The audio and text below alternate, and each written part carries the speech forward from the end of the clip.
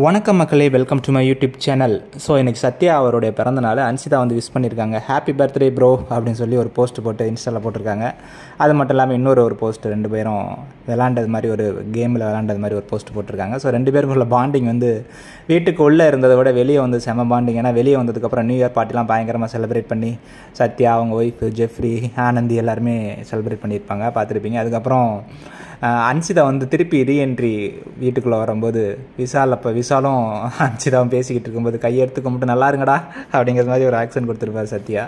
So அந்த நட்பு வந்து நல்லாயிருக்கும் பார்க்குறதுக்கு. அது மட்டும் இல்லாமல் Vishal and Sathya and Vishal, Sathya, Anshitha and Jeffrey இவங்களுடைய அந்த ஃப்ரெண்ட்ஷிப் வந்து பயங்கரமாக இருக்கும்.